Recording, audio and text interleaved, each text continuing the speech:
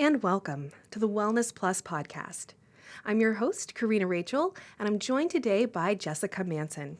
She's a holistic practitioner and licensed acupuncturist, and she's here today to talk to us about how she went from being a skeptic of acupuncture to actually becoming a licensed acupuncturist.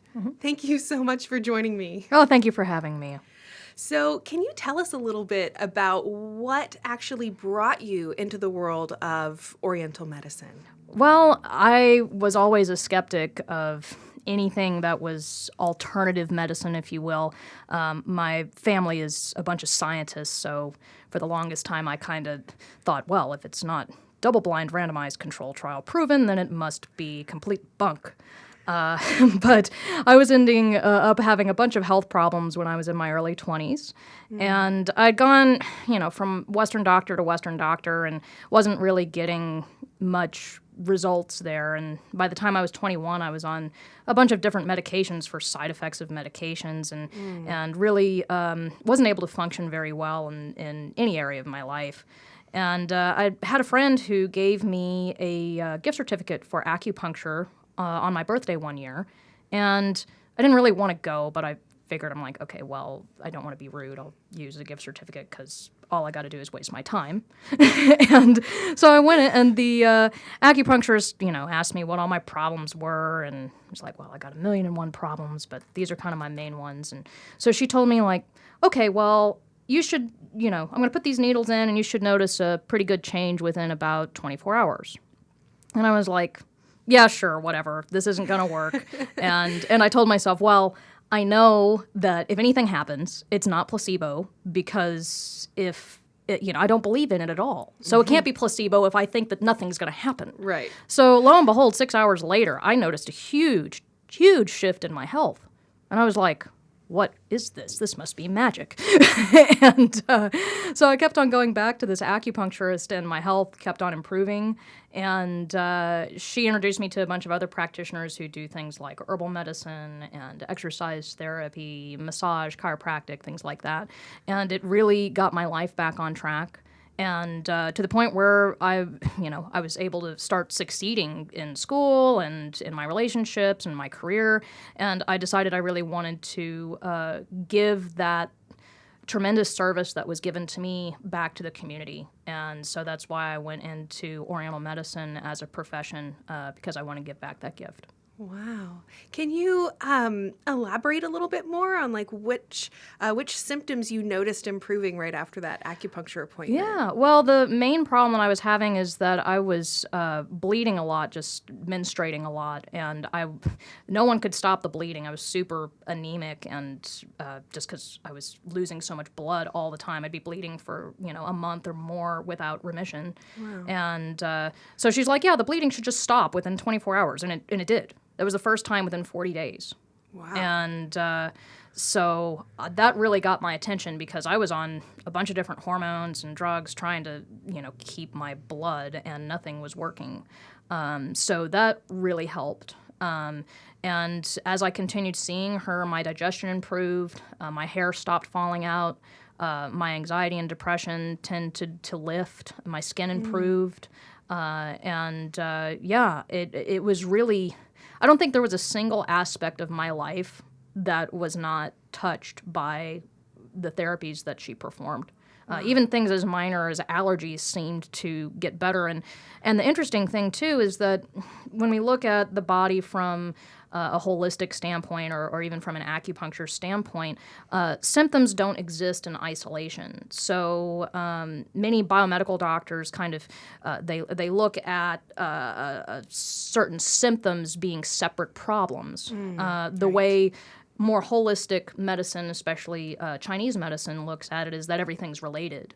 And so I might have one treatment for, menstruation problems, but that also affects my digestion. That also affects my skin.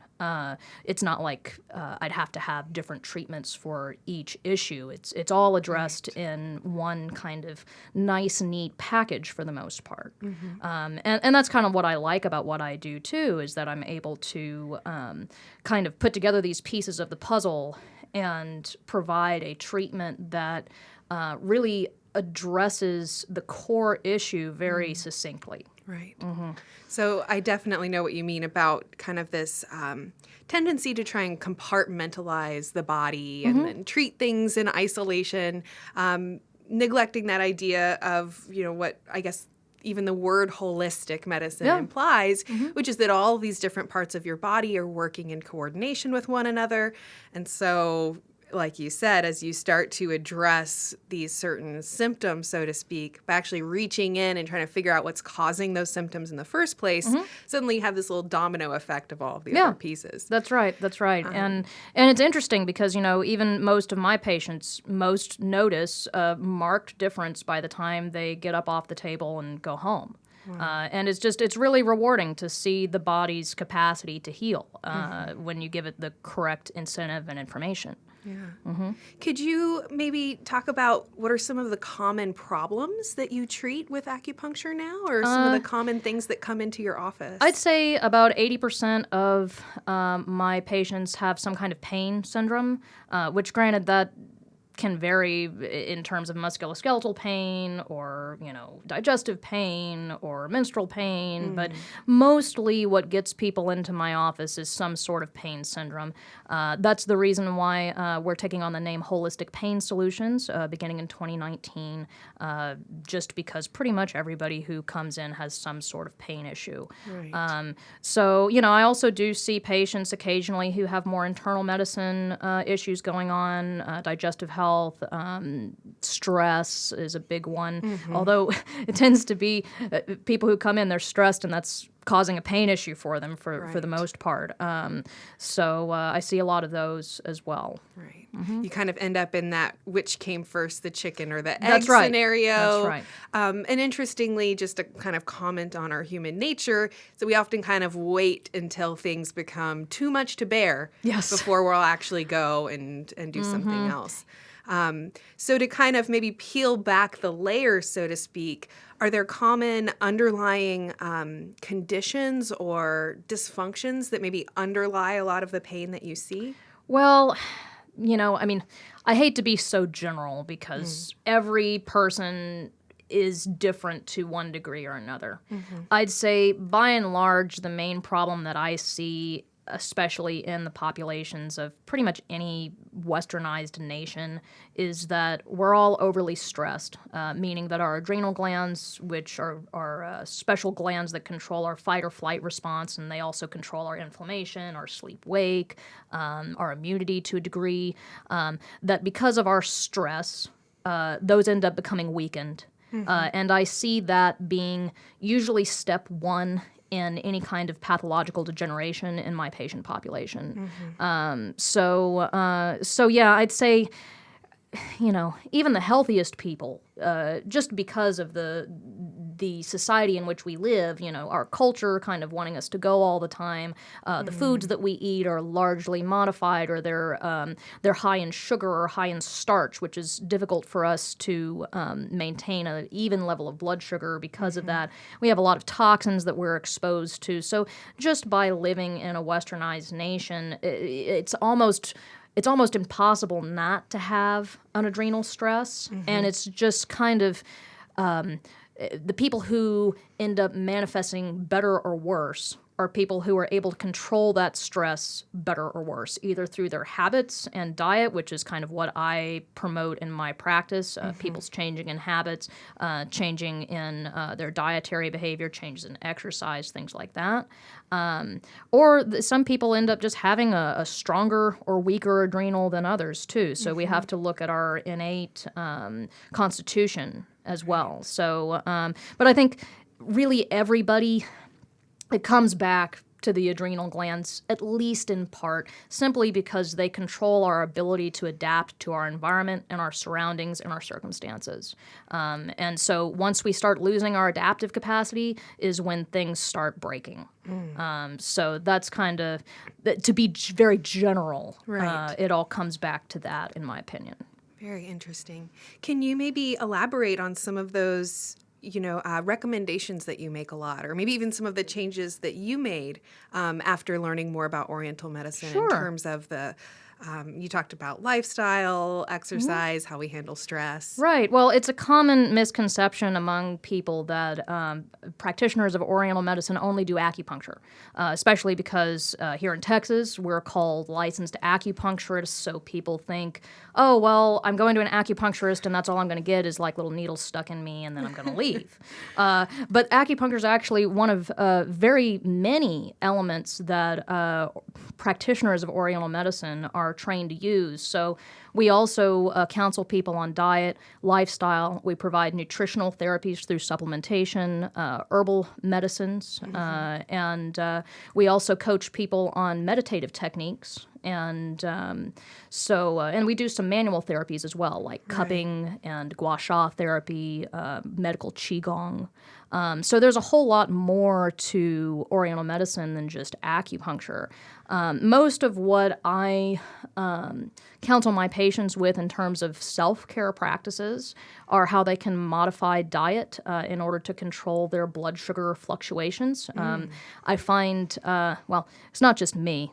we can look at adrenal stresses, and the number one stress on adrenal glands is what's called dysglycemia, or fluctuations in blood sugar levels. Our blood sugar level is largely determined by the type of foods that we eat. There's certain foods that metabolize into sugars much more quickly than others. And so if we eat a lot of those foods, we end up having huge spikes in our blood pressure and then it drops really, or blood sugar, excuse me, and then the blood sugar drops very quickly. That makes a huge stress on the body, especially on the pancreas and on the adrenal glands in turn. So that's usually step one for most of my patients in terms of self-care, is to regulate their glycemic index through food. I do have a menu that I kind of wrote up that's just a sample, and it gives some guidelines. It's on my website under patient resources. So that's number one. Number two, I start counseling people on what I call exercise hygiene. So we also kind of in America, we think that, okay, well, unless I'm working out and really sweating and really, pushing it, then I'm either not working out or I'm not doing enough. So what I counsel people to do is to do an exercise hygiene program, which is a kind of moderate exertion, body weight, anaerobic program that takes you about 5 minutes to do the anaerobic exercise, and then you go for a walk for 30 minutes. That will cover your cardio for the day. And that's not going to make you into an Olympic athlete. It's not going to allow you to build a bunch of muscle. But what it does do is it allows you to exercise your body enough to where you're promoting and maintaining all your normal functions. And you're also not stressing your adrenal glands. So if you do that program every day, and then say if you like to run or play soccer or ride your bike or whatever, go do that and have fun, then that's about the amount of exercise that your body really needs. Many people who go and kind of get into these extreme exercise programs find that they end up gaining weight, or they're losing their hair, or they develop a lot of dysfunctions because that huge level of exercise is a big stress on their systems. And while, that's wonderful if you're trying to go to the Olympics or if you're a professional athlete, there's nothing wrong with that. It's just much harder for the body to adapt because it's being put under so much stress so often. Right. So yeah, that's kind of the second portion is exercise, hygiene, and then if you want to do more, have fun. And if it stops being fun, that's your body telling you to stop.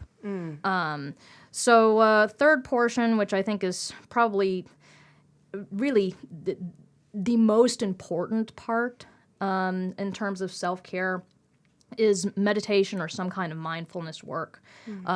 Amazingly, I've actually seen major differences on lab sheets of patients who meditate versus people who don't. Wow. So I had a group of about 4 women who came in. They were all about the same age with about the same level of problems, and we ran some lab work on them, mostly through hair analysis. And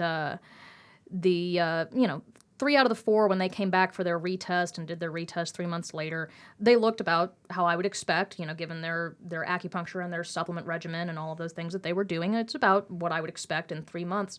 And the 4th one came back, and I didn't think it was the same person. And so I called the lab and I said, okay, I'm looking for a lab for a woman who's, completely depleted and she's in her early 60s, and this looks like you gave me somebody who's much younger and is not depleted at all. I mean, I wouldn't expect to see that kind of change within 18 months, much less 3.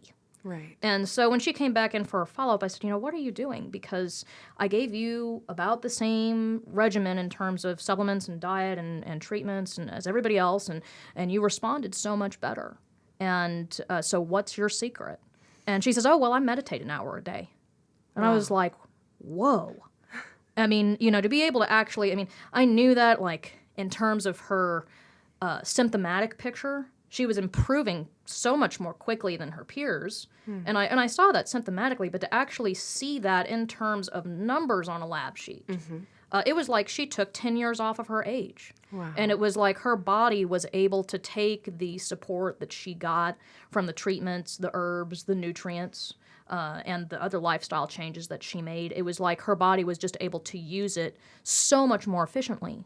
And so I tell people that, if you have to do one thing, meditate. Either do a meditation, or if you're religious, do prayer, yoga. Some people like to do Tai Chi, Qigong.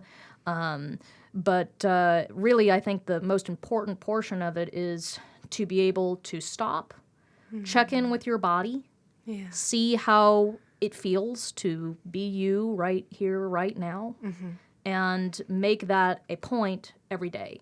Right. My favorite thing so far, at least, I just found this phone app called Insight Timer. And it's totally free, which is awesome. And it has tens of thousands of guided meditations on there. So you can just turn one on and you can listen to somebody who kind of walks you through a visualization meditation. Or if you wish to meditate in silence, you can say, I want to meditate for 2 minutes, and it'll play a nice little bell, at the beginning and the end. So it's been a really great resource for a lot of my patients. I've been using it myself. It's really done well for me too. So yeah, those are the main 3. I'd say those are the 3 pillars of health: how you eat, how you move, and how you think.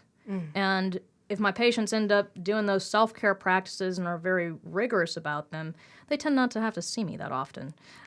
So, I'm always happy to see them and help kind of give them a tune-up when they need it. But I tell people, you're better off, doing your self-care and needing less input from me or from outside sources to keep you on track.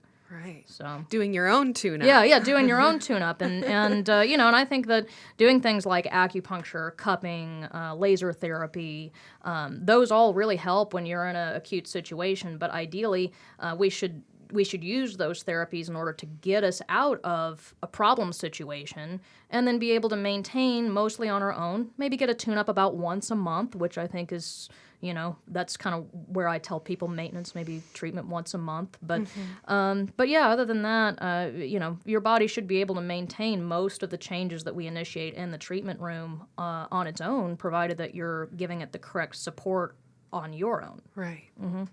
That is so interesting that an hour of meditation per day was giving her such drastic results. Unbelievable. And I've seen this routinely in my other patients that have meditated, and I even tried it in myself. I ended up having something kind of go wrong with me a couple months ago, and I was like, well, what am I doing, or what am I not doing that I'm telling my patients to do? I ask myself that a lot. Yeah. So I just had that little heart-to-heart with myself, and I'm like, am I being a good patient of myself? Right. And so I said, okay, well, I'm not meditating. So I changed it a little bit about my diet. I was cheating a little bit, but I was like, okay, no more small cheats, and then start meditating.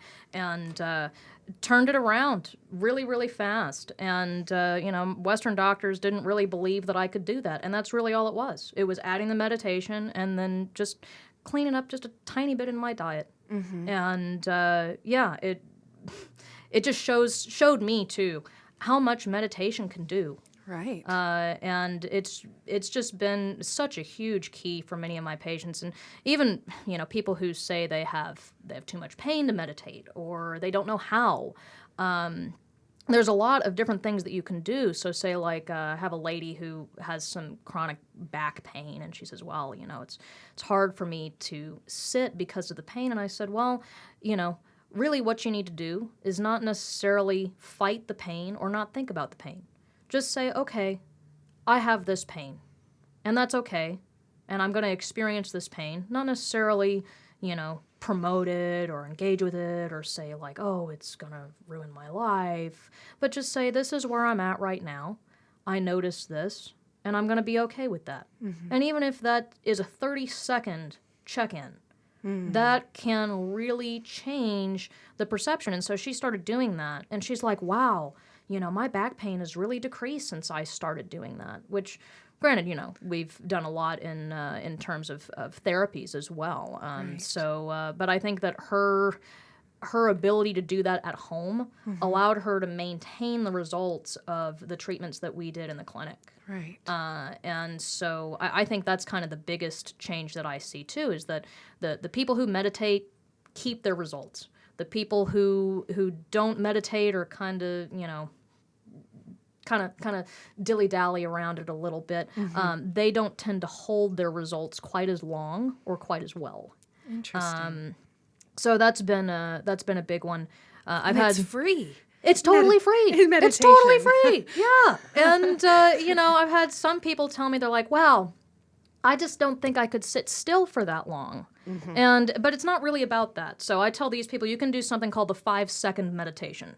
So the 5-second meditation was actually developed by a gentleman I know who was having some really, was grinding his teeth so bad at night that the dentist gave him mouth guards, and he would go and smash the mouth guards and swallow the pieces at night because he was grinding his teeth so bad. Oh, my. And so the dentist told him, well, we're going to need to do all this surgery and this and that and realign your jaw and realign your bite and, and he's thinking to himself, like, I do not want to go through and have my jaw wired shut for 6 months and, have to go through all this.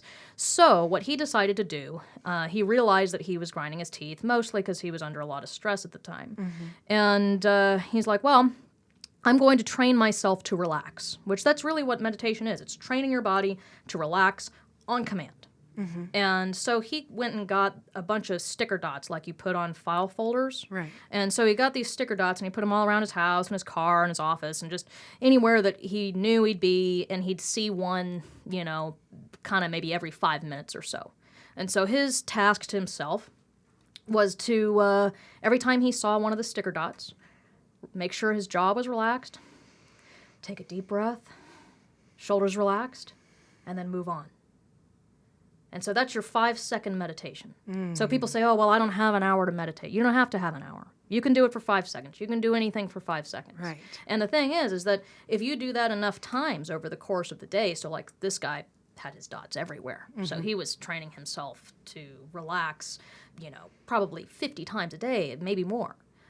He eventually got to the point where he no longer grinds his teeth. Wow. Doesn't need a mouth guard, didn't need surgery, completely solved his own problem through 5 seconds of meditation incrementally throughout the day. Wow. So yeah, I have a lot of patients who are like, oh, well, I just couldn't.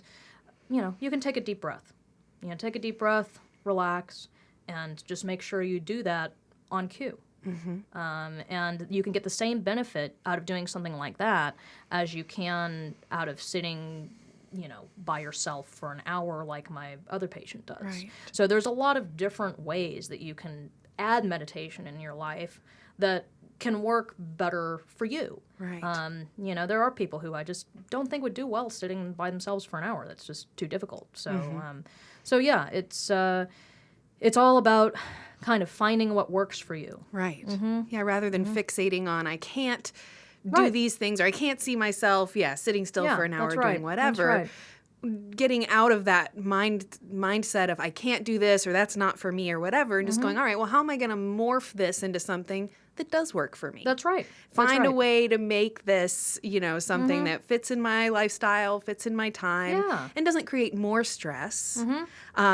So there's two little pieces that I'm thinking, just hearing you talk here.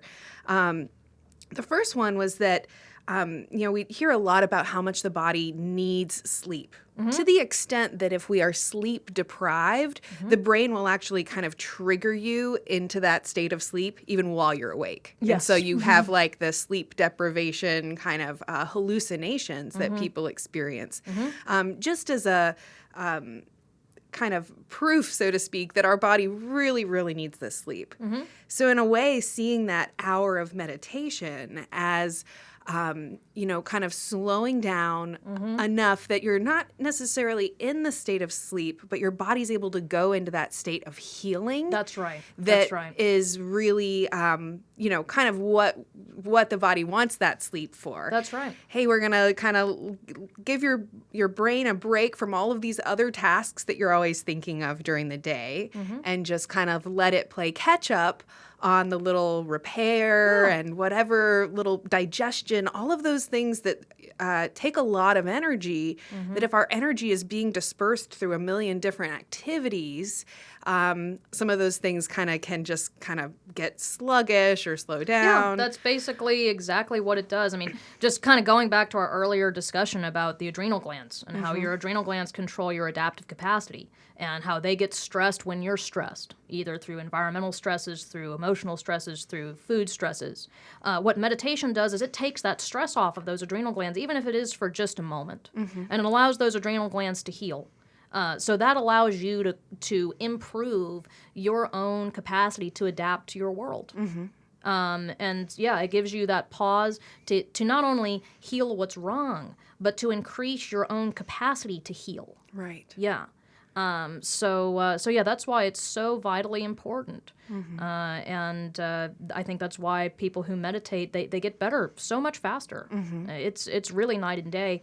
And again, I guess going back to different types of meditation too, yoga, Tai Chi, Qigong, I mean, there can be moving meditations as well. So if you focus on very controlled movements and, breathing through certain forms, that can also be just as healing. So for people who don't want to sit still, you don't necessarily have to. Right. Right.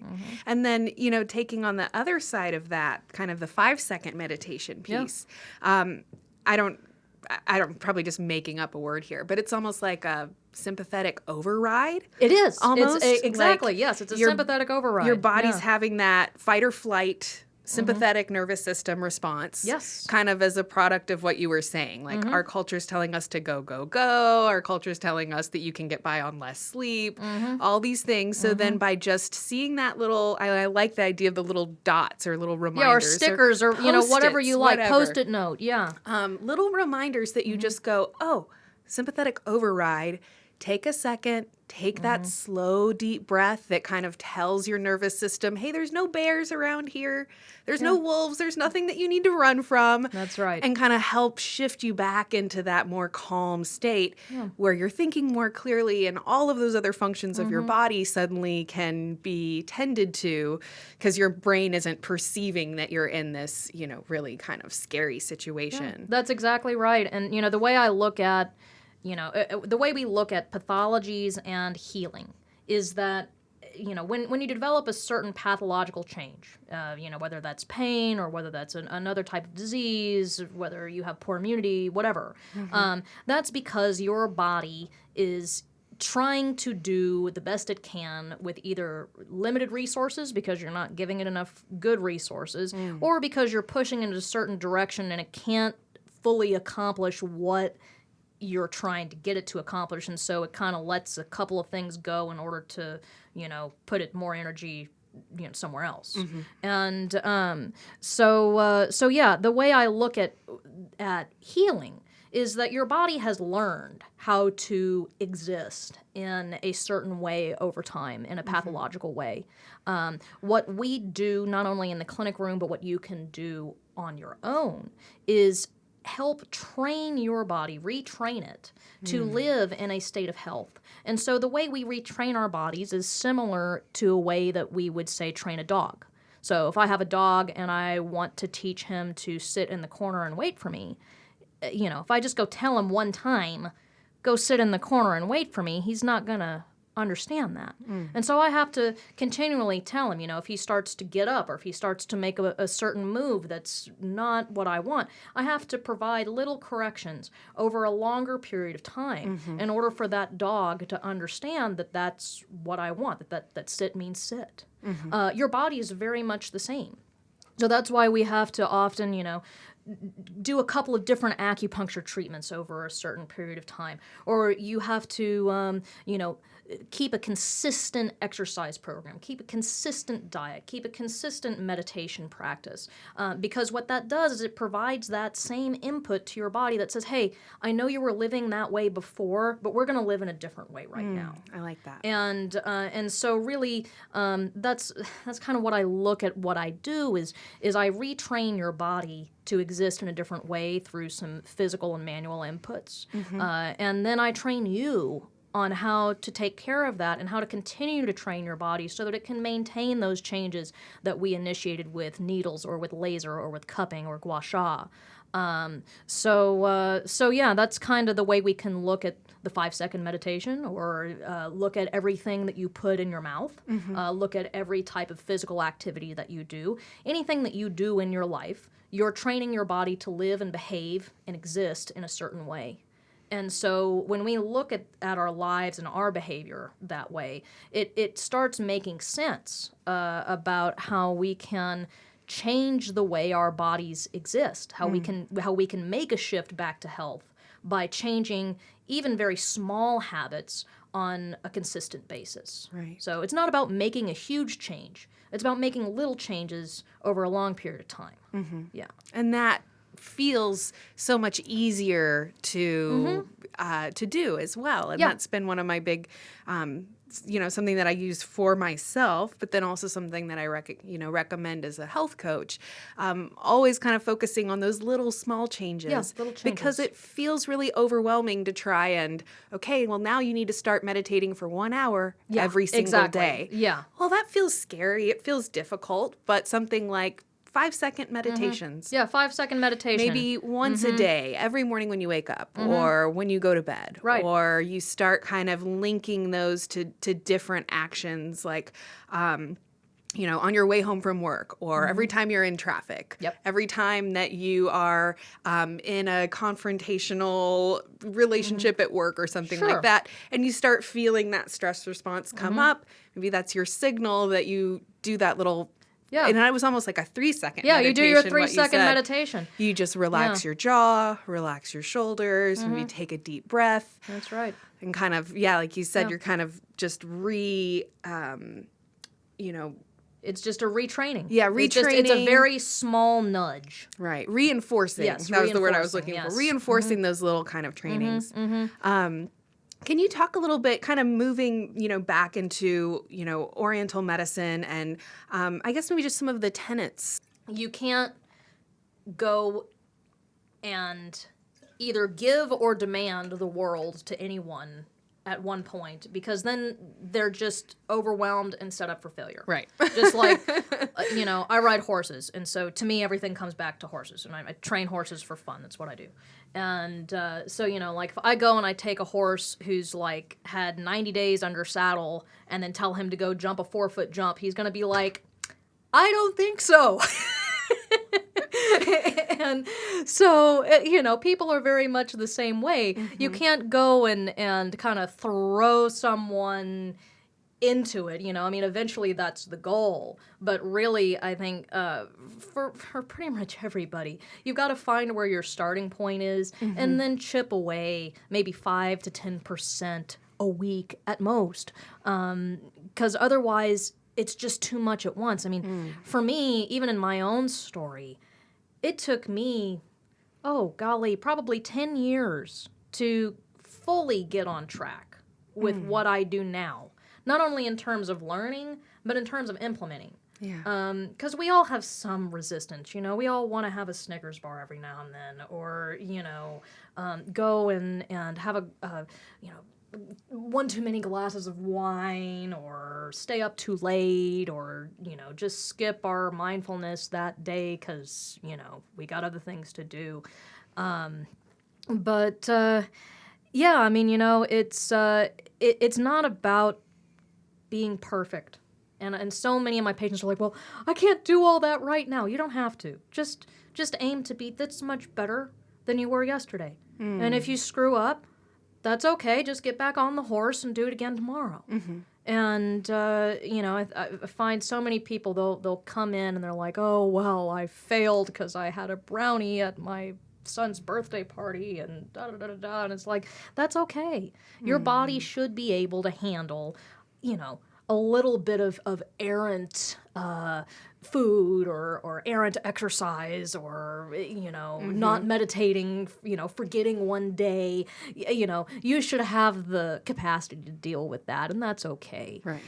And you can't just go from 0 to 60 immediately. Just sort of like you got a car and if you just start from a complete stand still with your car and then just floor it, what's going to happen? Your tires are going to squeal before you end up taking off. And so you end up losing time that way. Right. And burning up all your burning fuel. up your rubber, burning up your fuel, and patients are the same way. So you gotta start a little bit slower before you move faster, and that's really, I think it's a better way to do it because it sets you up for success. Right. Can you talk a little bit about, I guess, the kind of philosophy of Chinese medicine and maybe, I guess, the little pieces, so to speak, that that you use, tools that you use with your clients? Well, that's kind of, I can't really answer that question in a super succinct way because I do use a lot of different techniques with all of my clients. Even in terms of acupuncture, I use traditional Chinese medicine, neoclassical pulse diagnosis, dry needling, trigger point release. I use electrical stimulation. I use 5-element acupuncture. I use moxibustion. I use Japanese style. I use a Korean style. I even use American style acupuncture, ear acupuncture. So I vary my technique and my perspective based on my client's presentation. And there's some clients who fit better with certain viewpoints than others.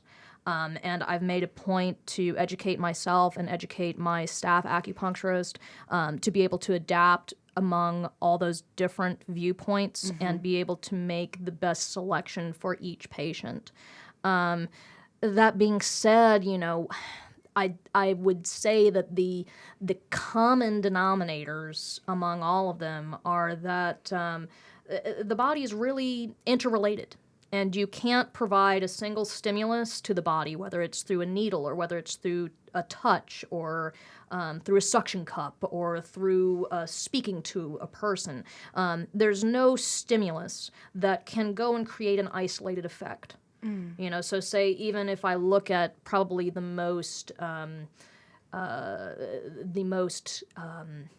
non-integrated technique I use, which would be a dry needling trigger point release acupuncture. Say you've got a tight muscle in your trapezius in your back or whatever. I can go and release that muscle. But at the same time, when I'm releasing that muscle, not only does that help relax your shoulder and your neck and your back, but it also provides an input in terms of the chi flow in your body. So it helps your chi, which, if we want to put that in a Western kind of viewpoint frame, would be more your electromagnetism, is like how I like to think about it in terms of a scientific or Western standpoint. It shifts that. It shifts your field. Right. And so I can use that not only as a muscle release, as a physiological acupuncture point, but I also can use this to help drive your chi downwards. So that can help relieve headaches. That can help relieve anger in a way. And so yeah, there's really no one thing that can be addressed in isolation. That being said, I try and adapt the techniques that I use very specifically to the patient who's in front of me. Right. Very interesting. Can you expand a little bit on talking about the qi and maybe how the different acupuncture techniques or Chinese medicine techniques are able to help facilitate that Sure. movement of the qi? Well, I guess I'll kind of explain to you how I like to treat most patients and why I like to sequence my treatments in certain ways. And that kind of comes back to qi, and it comes back to a bunch of different tissue layers. So for most patients, what I like to do first is to start with a physiological-based dry needling.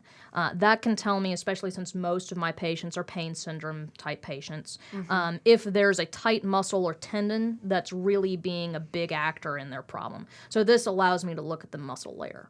I then like to do manual therapies after we release all those tight muscles. I like to do manual therapies like cupping or gua sha, which involve cupping is a suction cup on the skin. Gua sha is a scraping technique where you put a lot of oil on the skin so the skin itself is not damaged, but you drag a blunt edged object over that oiled skin so it releases some of the fascia that surrounds muscles. So a lot of times when we believe that we have tight muscles, we actually have tight fascia, which is the connective tissue that surrounds your muscles. So through cupping and gua sha, I can release the fascia. I draw blood and healing mediators into that area.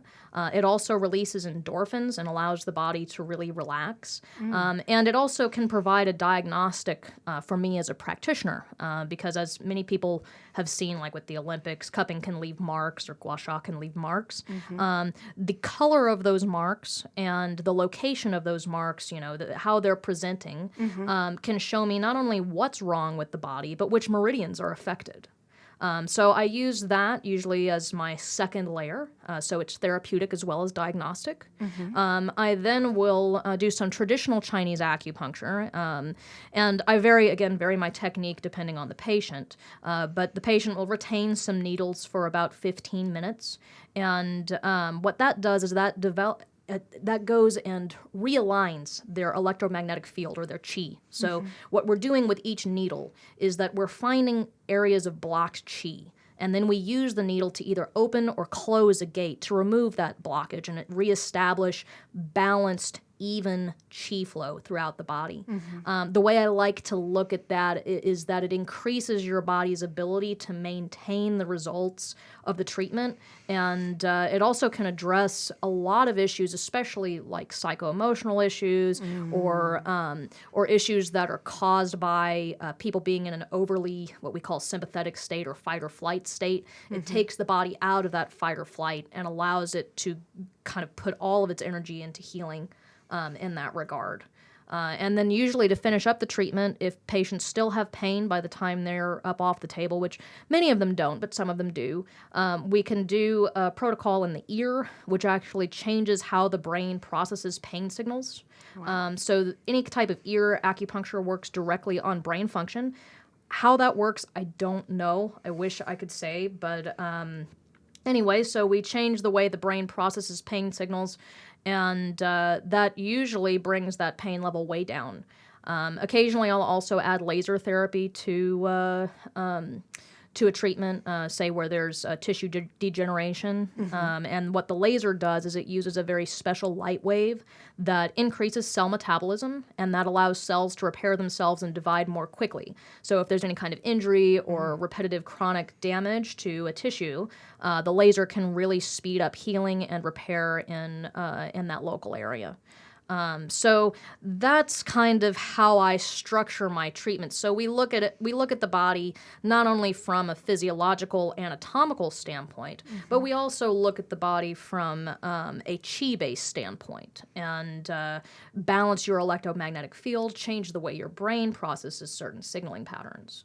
And the way each patient needs their chi moved is totally specific to the patient. So we can use, I use a lot of diagnostic techniques from traditional Chinese medicine called yin-yang theory or Zongfu diagnosis, neoclassical pulse diagnosis, tongue diagnosis. All of those are utilized in my practice to find the specific acupoints that are best for each patient. I do a lot of pulse diagnosis, which I really love because the shape of the pulse, the intensity, the waveform can all guide me to specific acupuncture points that patient's body wants, and then the pulse will immediately change and will become more or less level, and it will show me that I got my mark.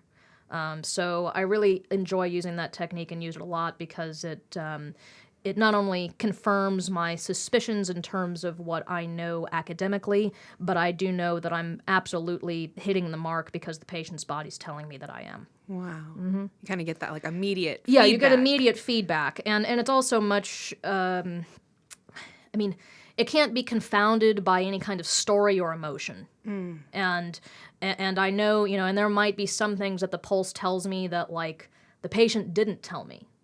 And so I can still address those issues, even if the patient is not necessarily wanting to disclose what their entire issues are. And I've built, not to say that I'll psychically know what they are from the pulse, but I can kind of work through whatever blockages might be there, and still allow that patient to heal their entire body, their entire issue set. Right. So, or maybe they didn't even realize Yeah. that this certain thing actually was a symptom That's of right. dysfunction, or people who have had a certain symptom or certain thing for so long that they just think, oh well, I just have a bad back, or Right, I right. just have headaches or whatever, and they don't maybe even see it as something that's worth mentioning, to a Right. practitioner because they just didn't think there was anything that could be or done. people might develop something like, I see this very commonly. People will have a disease develop around some kind of big event in their lives, and they may or may not be able to connect the event with the onset of the problem.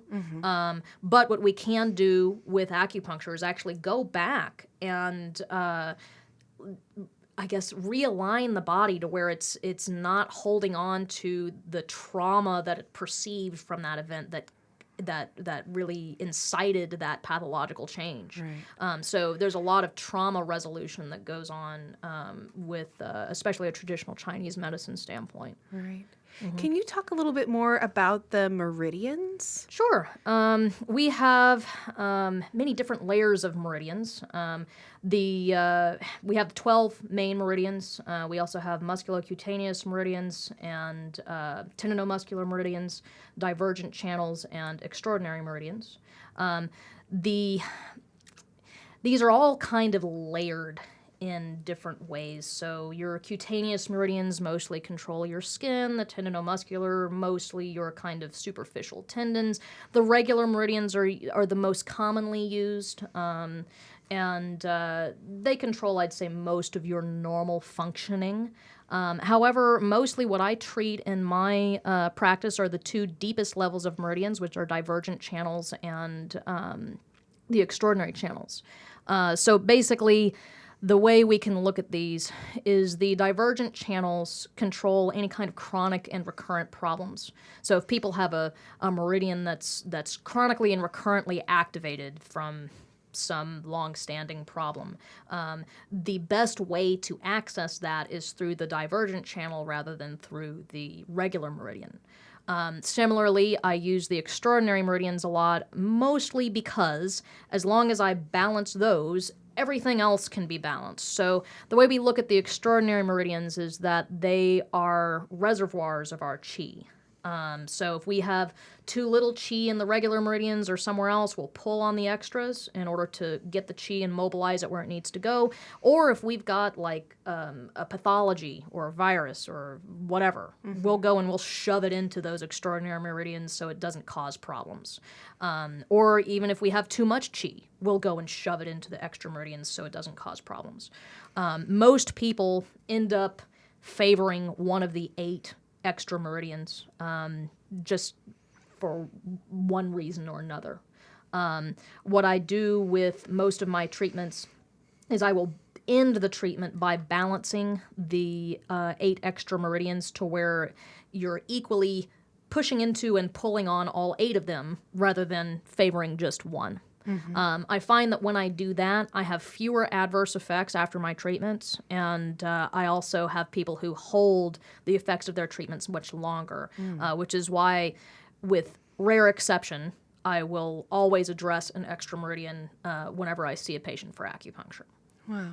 And then you do that primarily with needles, or again, that's going to be a mostly different... with needles. However, for people who are needle shy or for people who are very depleted, I may use moxibustion, which is the burning of the fuzz of the mugwort leaf.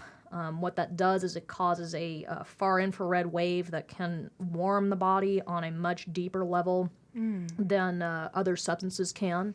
I don't know exactly what wavelengths are used in moxa. There's not been a whole lot of research about it, unfortunately. But yeah, that can help bring chi into the meridian if a meridian is very deficient. So especially in the winter, I find I use a lot more moxa. People tend to get cold and get to where chi's not moving well. The chi is a bit more depleted in the winter than it is in the summer generally. So yeah, most of the time with needles, but occasionally with moxa. Right. Yeah, or for children who are really needle averse, we can even use acupressure. Interesting. And then could you, and maybe this is not even a good question, but could you speak to, the things that we do in our lifestyles that are negatively affecting our chi? Well, again, this kind of goes back to the first portion of our conversation. Health, again, according to the Chinese, it's how you think, how you move, and how you eat. And so if we're eating stuff that's highly processed, that has a lot of sugar content in it, that has a lot of starch content in it, what that does, if we look at it from a Chinese nutrition standpoint, is it causes what's called dampness in our channels. So according to Zong Fu theory, there are 6 different pathogens or 6 evils. Those are wind, heat, dampness, dryness, summer heat, and cold. And so those are the 6 things that can really damage us. Usually what will happen is that those will start damaging us either via environmental exposure or from the foods that we eat. So there's certain foods, so just if we look at foods as herbal medicines, which this is something that I also tell my patients, everything you put in your mouth is either medicine or poison. There is no in between. Right. And, so that banana that you eat has an effect on you that can be medicinal or it can be poisonous depending on your state of health. So bananas, for example, they tend to be very cold. So for someone who's got, or at least the Chinese would call them cold, that means that somebody who has a cold type pathology, so we'll say loose stools is usually generally a cold problem. Bananas might be contributing to that problem. And that person would be very well advised to be eating more ginger, which is hot. It's going to warm them up and help firm up their stools. Interesting. So yeah, what we eat can certainly contribute to our well-being or lack thereof.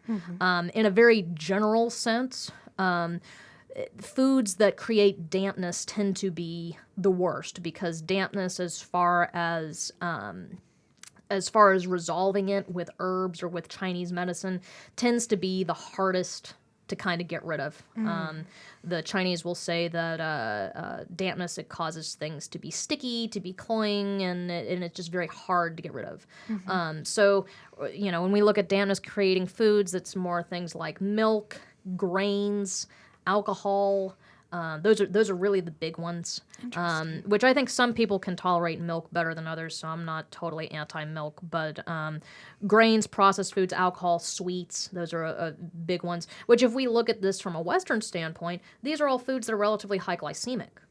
And so what are we doing? We're creating pancreatic stress. and in turn creating adrenal stress. So yeah, that's kind of how our lifestyle can affect what we're doing. I'm sorry, I kind of forgot the No, it's okay. original It's question. really interesting. I was just curious, when we talk about a need to move the chi from one area to another and things like that, so that people can understand, well, what are they doing in their life that's maybe creating these problems that necessitate some kind of manual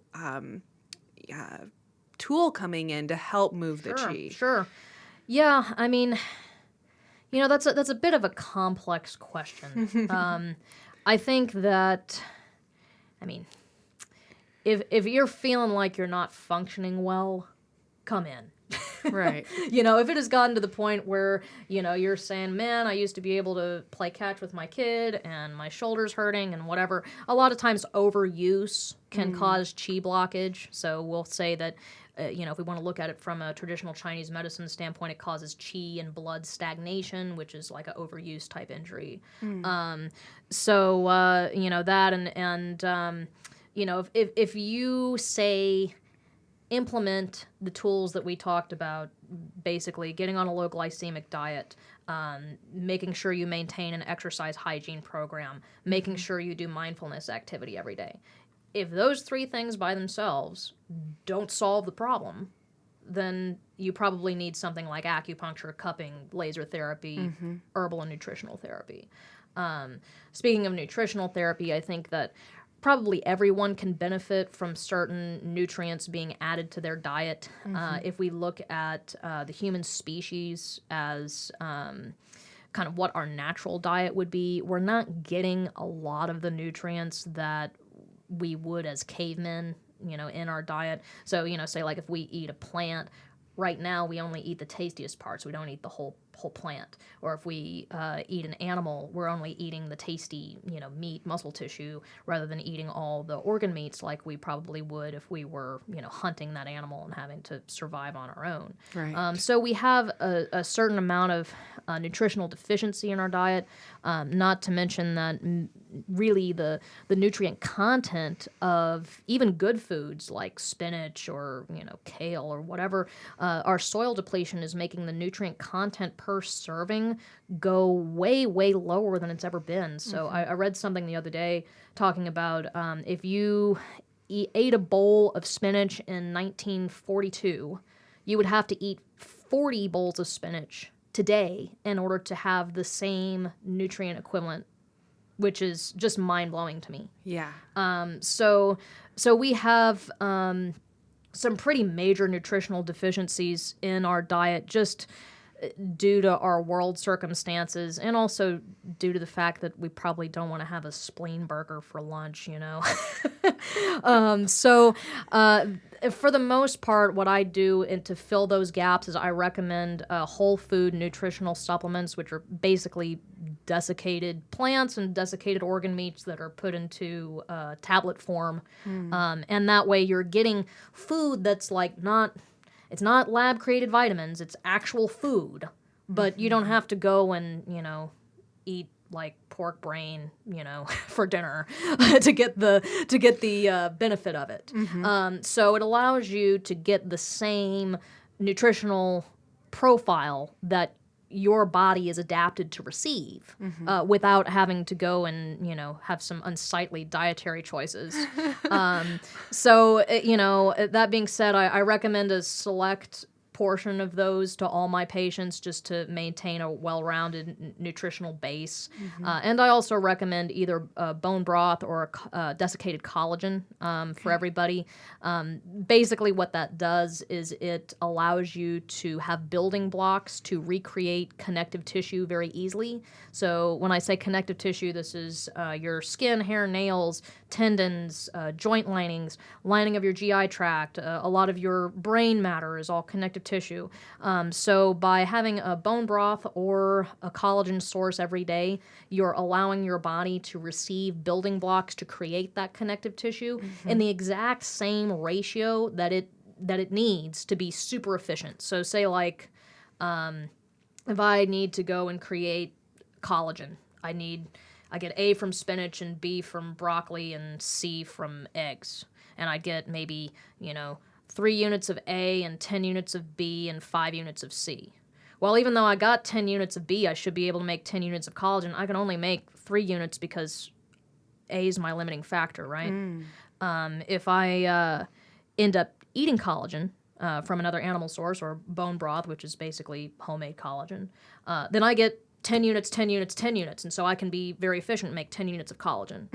So collagen not only keeps you young, keeps everything moving right, keeps your digestion really good. It also is a super easily digestible protein source, which I find absorption is a difficult challenge for a lot of patients. They're not able to absorb a lot of nutrients. And if that's the case, I can give you every nutrient under the sun, but if you can't use it, then, what are you doing?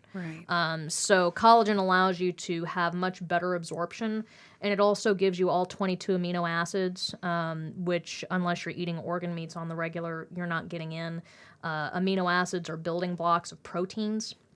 And so unless we have all 22, we're not able to build all the proteins that we need on a daily basis. So that's why I tell people, if you're on one thing, do collagen. And then I have a couple of other things that I like to fill in as far as nutritional gaps, just for general health.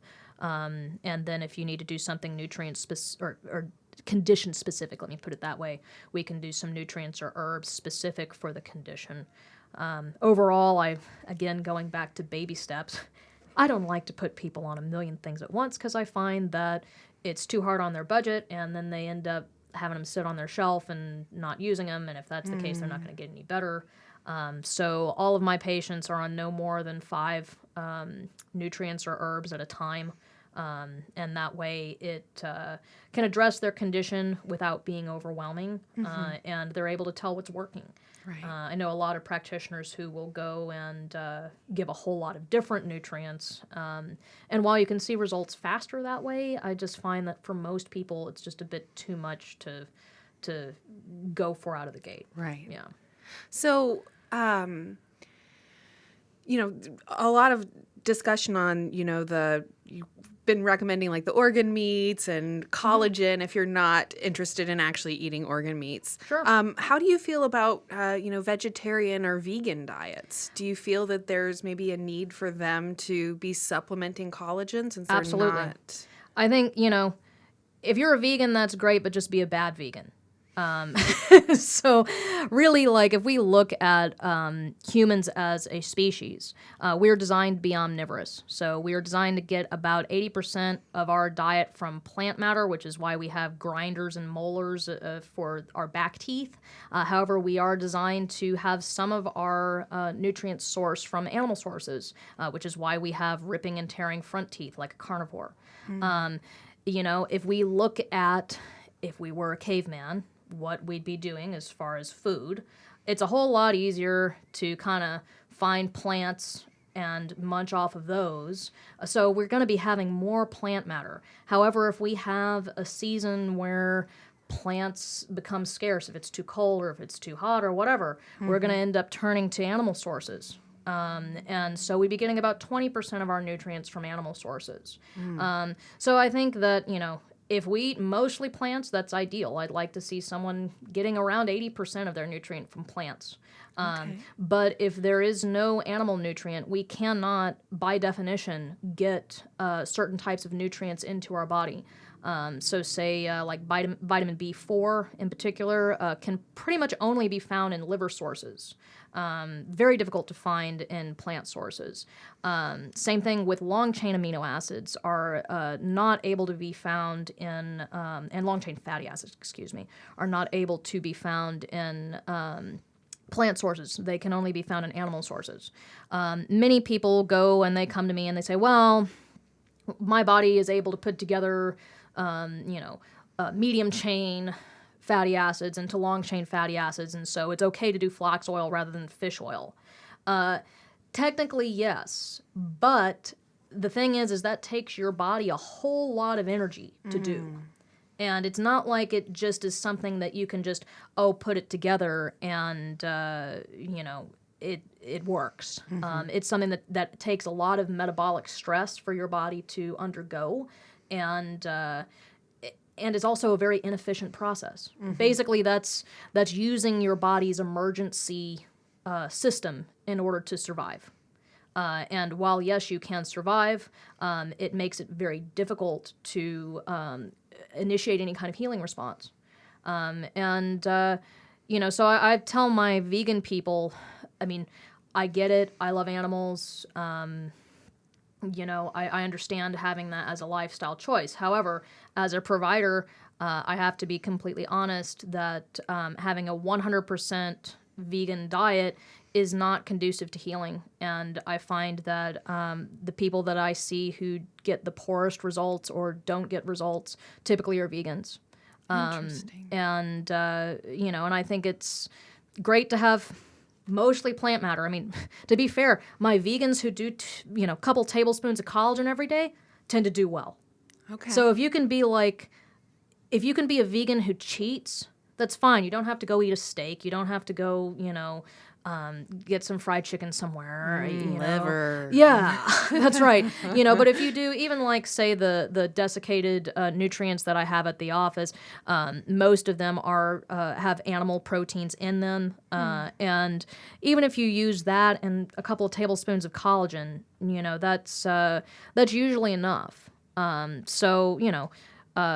don't think that there's anything wrong with really limiting your animal protein. But we do need a certain amount of it to heal. We do need long-chain fatty acids in order to promote nerve function and brain function. Like I said, we can synthesize a certain amount of it, but it's sort of like relying on your emergency brake to stop your car at every stoplight.